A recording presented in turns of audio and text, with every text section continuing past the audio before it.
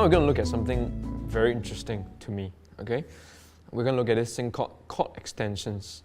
Okay, it's not as scary as it sounds. It's basically just, adding some notes or replacing some notes to your raw chord, your raw triad. Okay, so let's just take a look at the chord C. Okay, in the key of G, right? I mean, you probably have been noticing by now that when I play in G, I don't play C this way, the raw way. I play C this way.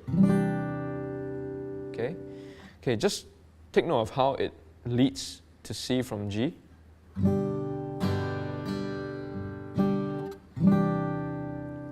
See, it's a very smooth transition of chord, listening to it tonally speaking.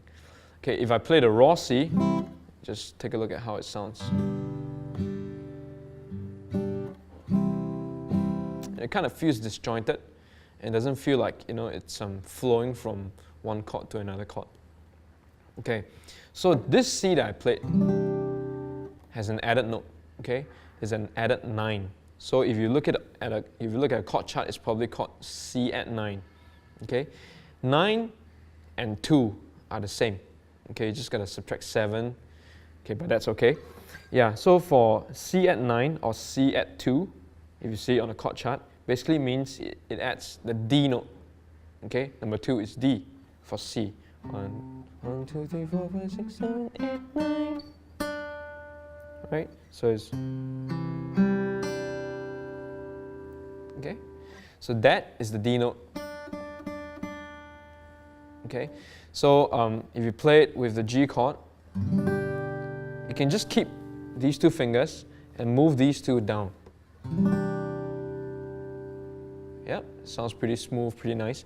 Just one thing to take note, as I stress, is that the bass note shifts, right? So from G to a C. So just be careful, don't strum your C this way. No, it's ugly, right? Okay, just start strumming from the 5th string.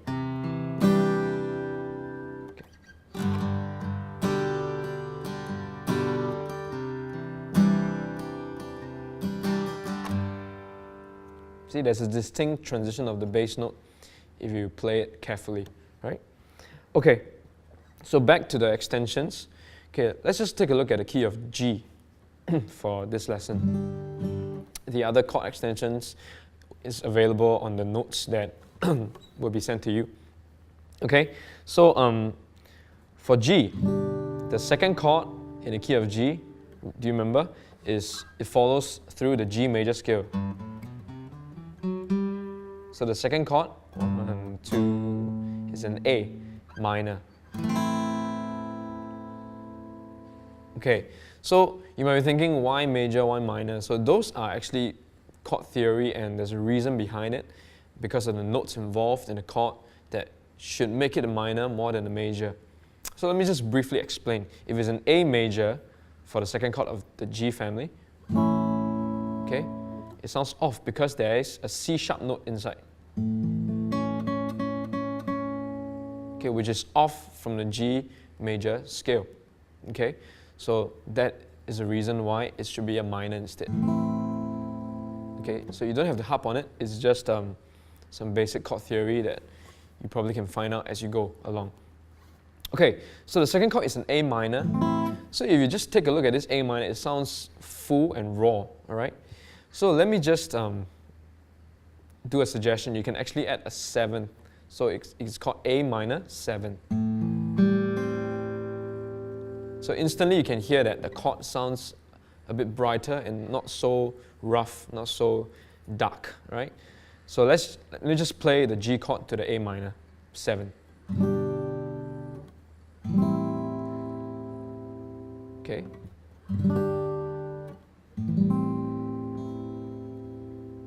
Okay, it sounds pretty nice, the smooth transition from the G to the A minor 7th. Okay, why is it A minor 7th? What's the difference here is that we let go of the ring finger. Okay, once we let go of the ring finger, the note that we produce is a G note, which kind of explains why it sounds nice in the G family. Okay, you can actually add another G note on top of that, which is 1 octave higher at the 3rd fret of the 1st string. So it'll be, sounds good, right? So once again, take note that the bass is at A, so just start strumming or plucking from the 5th string. Okay, the next chord is the 3rd chord, is a B minor, right? 1, 2, 3. Once again, the full B minor sounds, just too dark and too sad, right? So it's good, to just throw in the B minor 7 as well.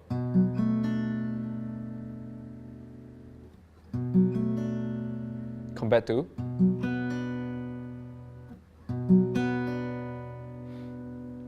okay, the B minor 7, as you can tell, is just a shift of the fingering up by 2 frets from here, right?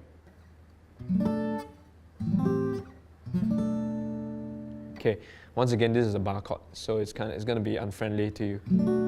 So don't give up, just keep trying and just keep practicing. You'll get it. The 3rd chord can also be played as an inversion. As I said earlier, inversion is just a bass substitute.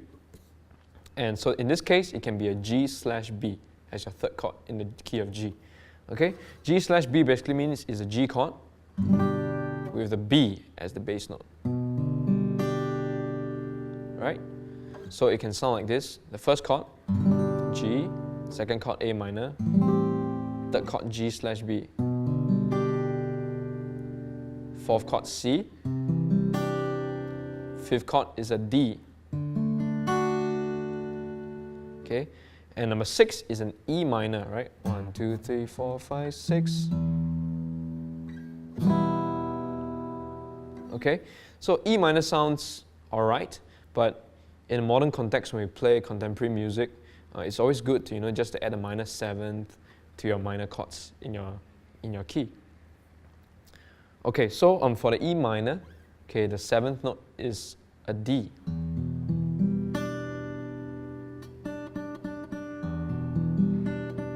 You realize this note is the same note that we added to the C chord, which kind of makes it, a bit more natural in the key of G. And you can also add the pinky on top to produce the high G. Okay, the last chord, all right, is a D/F sharp. Okay. Okay, this chord is a bit tricky because you got to use your thumb to actually hold the F sharp on the 2nd fret of the 6th string.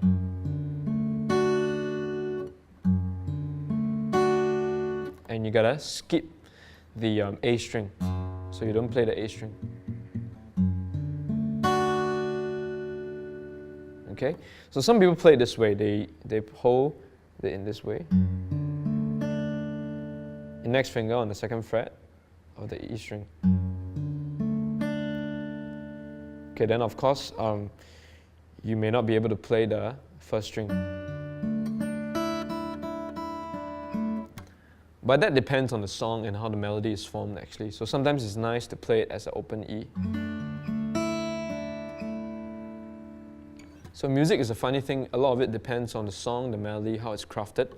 So for now, if this is too difficult for you, you can just play D over F sharp this way. Okay, so some of the chords we changed here in the key of G are mostly the minor chords, right? And of course the C chord. So the 1st chord is G, 2nd chord is A minor 7, 3rd chord is B minor 7, or G over B, 4th chord is a C at 9, 5th chord is a D, number 6 is a E minor 7, okay, number 7 is a D/F sharp, back to G. Alright, of course the chord extensions and embellishments are almost infinite. There are many ways that you can play a G chord, for example, but we're not going to cover it today. We're just going to cover some basic chord extensions. So I'm just going to go through a simple song. It's called Magnificent by Hillsong. And it's in the key of G, which is good for us, right? Because we just learned it. And so the opening of the song is it's C, A minor 7, G, E minor 7, A minor 7, D. Who compares? Right, so that's the opening of the song with the strings and everything, which is really nice. And so as you can tell, as I use these chords, C at 9, A minor 7, G, E minor 7, you know, it sounds really different, right? So let's say I use the raw chords. This is how it sounds like.